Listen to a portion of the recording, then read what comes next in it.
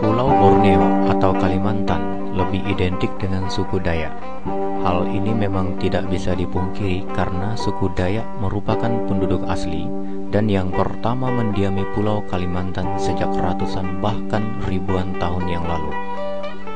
Menurut catatan Cilik Riwut, Gubernur pertama Kalimantan Tengah dalam bukunya yang berjudul Kalimantan Membangun yang ditulis pada tahun 1984, suku Dayak yang tersebar di Pulau Kalimantan terdiri atas 7 suku besar yang terbagi menjadi 405 subsuku. Orang Dayak sebagai pemilik Pulau Borneo dikenal sebagai orang yang santun, hidup dalam suasana kekeluargaan yang ditandai dengan adanya rumah betang dan dekat dengan alam. Setelah sekian ratus tahun, benarkah orang Dayak masih dianggap sebagai pemilik bumi Borneo? Sejarah berbicara, dan sejarah telah membuktikan dan sejarah mencatat. Semenjak Kalimantan Barat menjadi provinsi tahun 1958 dalam naungan NKRI, hanya sekali Kalimantan Barat dipimpin oleh putra Dayak, yaitu C.C. Upang-Uray.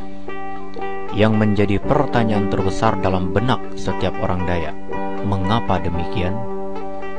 Orang Dayak yang dianggap lugu, toleran, dan mudah ditipu telah dipolitisir oleh orang-orang yang mengaku saudaranya, orang Dayak maupun orang luar, untuk kepentingan-kepentingan politik.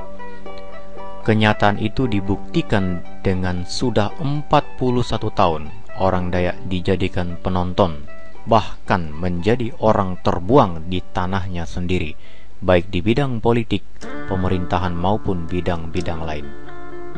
Orang Dayak selalu dikesampingkan, terutama pada masa Orde Baru. Dalam semua bidang orang Dayak disingkirkan, baik dalam bidang politik, birokrat, maupun bidang lainnya. Penyingkiran orang Dayak dilakukan dengan sistematis, terencana, dan berkelanjutan oleh mereka yang mengaku saudara Dayak, terutama pada zaman Orde Baru bahkan sampai sekarang. Sehingga secara perlahan namun pasti, orang Dayak makin lemah dan ambruk di berbagai bidang. Kenyataan tersebut membuat orang Dayak seperti orang Indian di Amerika, seperti orang Betawi di Jakarta, dan seperti orang aborigin di Australia, yang hanya menjadi penonton dan kuli di tanah sendiri. Sebenarnya kita telah diingatkan oleh seorang pengelana Inggris yang bernama Charles James Brooke ketika akan meninggalkan Kalimantan pada tahun 1895. Ia berkata begini, "Kumohon dengarkanlah kata-kataku ini dan ingatlah baik-baik. Akan tiba saatnya ketika aku sudah tidak di sini lagi, orang lain akan datang terus-menerus dengan senyum dan kelemah lembutan untuk merampas apa yang sesungguhnya hakmu, yakni tanah di mana kamu tinggal, sumber penghasilanmu, dan bahkan makanan yang ada di dalam mulutmu. Kalian akan kehilangan hak kalian yang turun-temurun, dirampas oleh orang asing dan para spekulan yang pada gilirannya akan menjadi para tuan dan pemilik. Sedangkan kalian, hai anak-anak negeri ini, akan disingkirkan dan tidak akan menjadi apapun kecuali menjadi para kuli dan orang buangan di pulau ini." Sejarah mencatat, pada zaman Orde Lama, orang Dayak pernah mencatat sejarah emas di bidang politik untuk mengejar segala ketertinggalan dan keterbelakangan.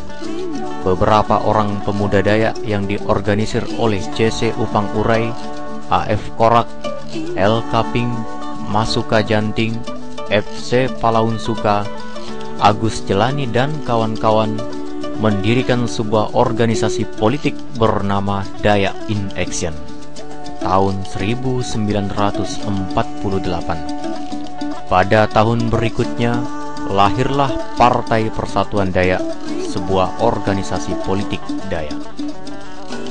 Partai inilah yang menghantarkan J.C. Upang Urai menjadi gubernur pertama Kalimantan Barat. Dan pada saat itu, 5 bupati dari 6 kabupaten dipegang oleh putra Dayak. Semenjak tahun 1966, ketika Orde Lama diganti oleh Orde Baru, perlahan tapi pasti Dayak dipinggirkan.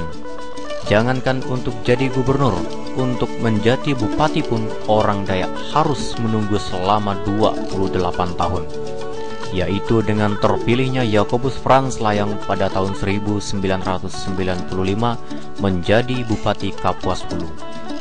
Yakobus merupakan satu-satunya bupati suku Dayak dari 8 kabupaten dan kota di Kalimantan Barat. Namun, semenjak reformasi yang digulirkan oleh mahasiswa pada tahun 1998, Dayak mulai bangkit. Hal ini ditunjukkan dengan terpilihnya 8 bupati dari etnis Dayak. Namun di satu sisi, kursi gubernur belum pernah dipegang oleh Dayak selama 41 tahun. Apalagi selama 41 tahun, anggota DPRD provinsilah yang memilih gubernur, bukan rakyat.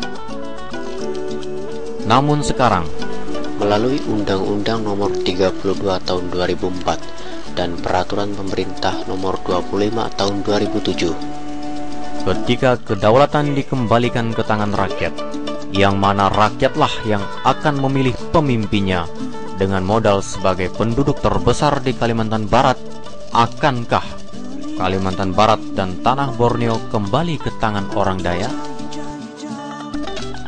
Agar Dayak kembali menjadi tuan di tanahnya sendiri, maka saat ini telah hadir satu-satunya calon gubernur dari suku Dayak, yaitu Dr. Andes Cornelis MH.